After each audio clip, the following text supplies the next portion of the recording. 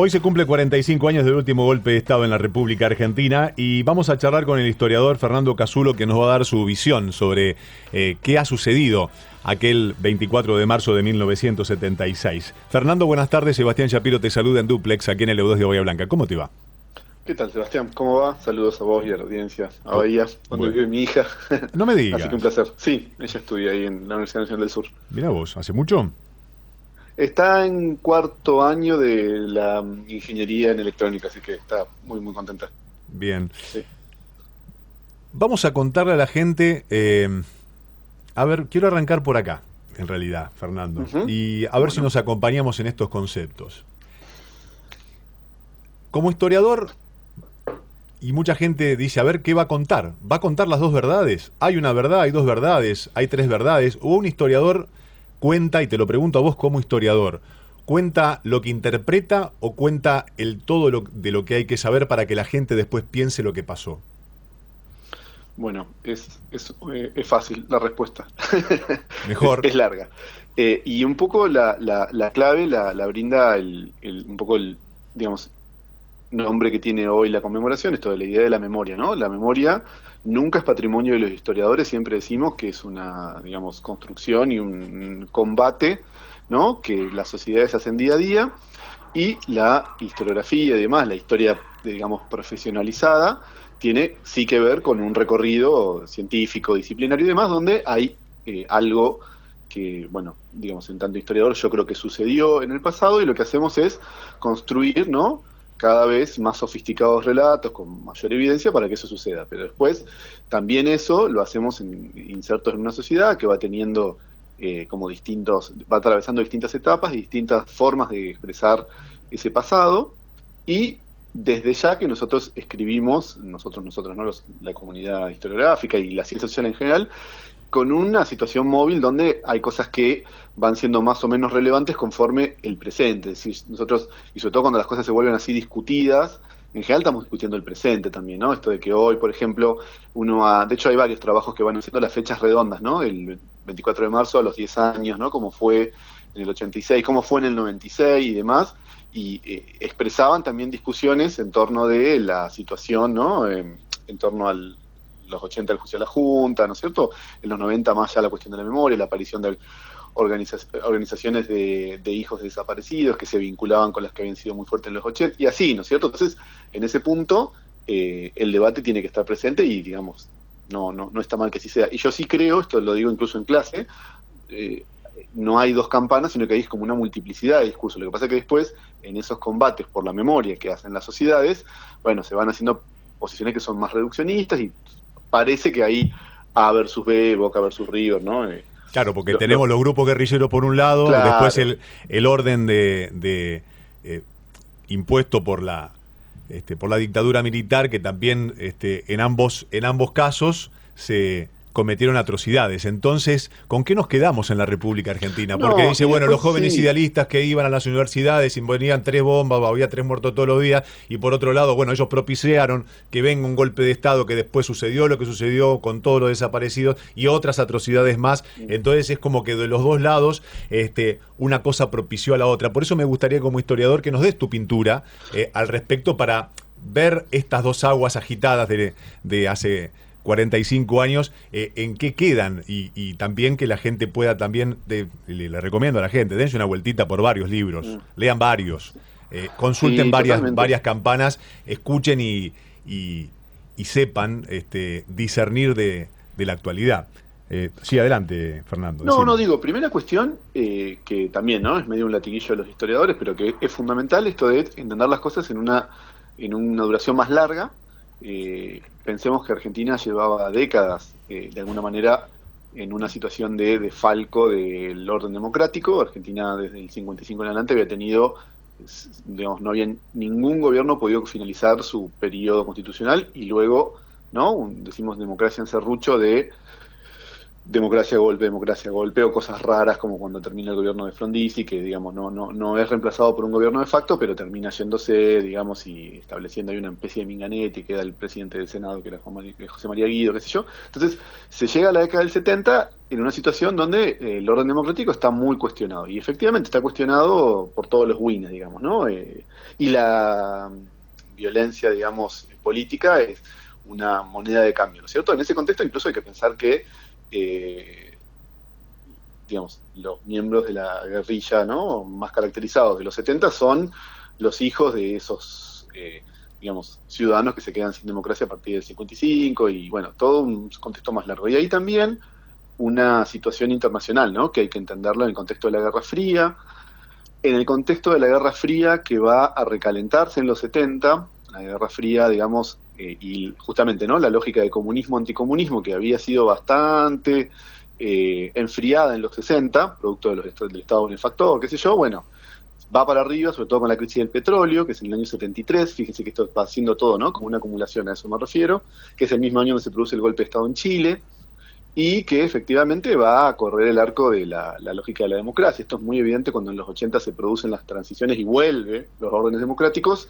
Bueno, pasa a mirarse como con ojos la democracia, ¿no?, y los consensos democráticos que no hay en los 70. Esto está más que claro. Y en ese punto, digamos, efectivamente esto, ¿no?, como que hay un descrédito que hace que la gente yo siempre digo, no fuera celebrado el 24 de marzo, pero había como una especie de mirada de, bueno, se acabó cierto desorden que también venía de los meses del gobierno de María Estela Martínez, que habían sido complicados, porque aparte, bueno, pensemos, Perón muere el 1 de julio del 74 y a partir de ahí un recalentamiento de las variables macroeconómicas, un pico hiperinflacionario en el 75, ¿no?, el plan del Rodrigazo. O sea que, bueno, es como una, digamos, situación que hoy la vemos como mucho más grave de lo que como realmente fue, pero que en ese momento hay como una especie de confusión, digamos, en torno de la situación, ¿no?, social y política, al punto que, bueno, el título famoso de Clarín dice total normalidad, era un poco ese énfasis, ¿no? Y ahí sí, efectivamente también hay una situación de violaciones sistemáticas a los derechos humanos, que bueno, de nuevo, ¿no? O sea, yo creo que ahí lo que tuvo bien Argentina fue poder, sobre todo en los 80, y bajo la primera parte del gobierno de Alfonsín, juzgarlas de manera, ¿no?, bajo la justicia, digamos, y la administración de justicia penal, no militar, que, bueno, permitió por lo menos generar alguna suerte de juzgamiento, ¿no?, y de expresión pública sobre al menos las juntas militares, digamos, que pudiera encontrar algún tipo de apoyo masivo, ¿no es cierto? Después, bueno, esto después tuvo otro recorrido, como bien decías vos, las décadas subsiguientes, pero bueno, hay algo ahí que Argentina hizo en su transición, que, bueno, es casi inédito en el mundo, ¿no? O sea, incluso en detrimento de otras salidas democráticas como en Uruguay o Brasil.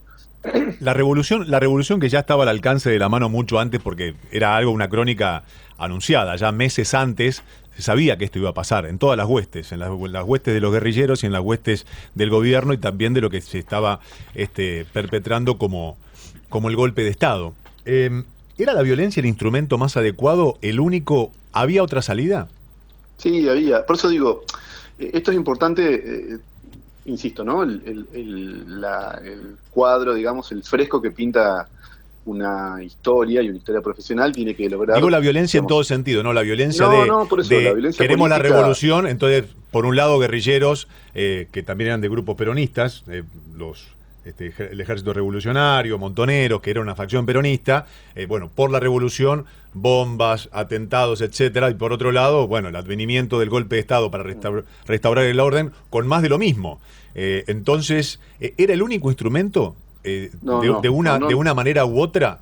Y si la historia, y digo judicial y penal, también juzga a todos con la misma vara, y se lloran a todos del mismo bando, de quienes perdieron a sus seres queridos por estar en un lugar X o por pertenecer y pensar de otra manera, ¿no? Entonces, por eso digo, de tratar de escribir las dos caras de la situación. Sí, desde ya que la violencia no era la clave explicativa, y de hecho, bueno, el trauma que atravesó prácticamente toda América Latina, porque también tenemos, insisto, golpe de Estado en Uruguay, en Brasil, en Chile, un poquito antes en Perú, o sea que hay algo ahí, ¿no?, de la vinculación entre el orden democrático y la inestabilidad política, social y económica.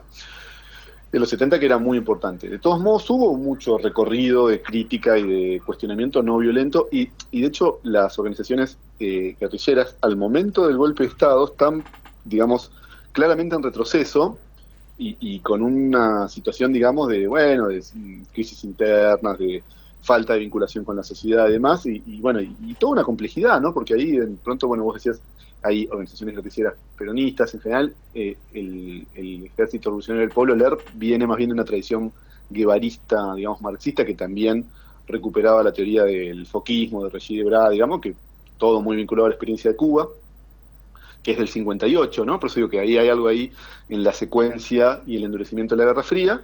Y, de nuevo, digamos, hoy, y estos debates, estas discusiones son válidas, pero bueno, siempre teniendo como la complejidad de esa década de los 70, que fue tremendo en un punto.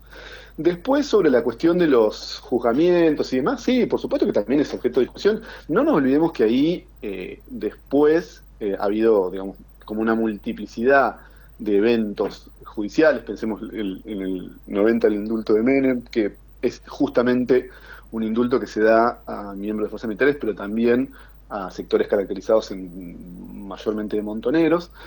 Y bueno, de nuevo, ¿no? Como la lógica que el terrorismo de Estado, la gran diferencia que tiene sobre la violencia política, digamos, de sectores justamente sectorizados, es que se hace de las herramientas del Estado, que son, digamos, su capacidad de daño es muy superior, y por eso generan las transformaciones, ¿no? Que son luego, durante décadas, discutidas y también sufridas, ¿no? Ahí hay toda una suerte de paralelo entre lo político, pero también lo económico, y Argentina venía digamos, de 2 décadas de fuerte inestabilidad y de comportamiento, digamos, inflacionario de los precios, lo que se llama básicamente la Argentina del stop and go, que es esto de crisis, digamos, momentos de auge y crisis cada 3 años, ¿no? Que lo vemos más o menos desde finales de los 40, principios de los 50, y bueno, también ahí hubo, ¿no? Como una intención de transformar digamos, ese ciclo económico, que bueno, también que comienza un poquito antes con el Rodrigazo, y que se va,